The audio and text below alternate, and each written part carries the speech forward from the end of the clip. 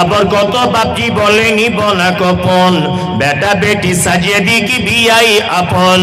টাকার বেলা সাধু সাজে, জমির বেলা চোর, বর্তমানে বেটার বাপ এমনি হারাম খোর।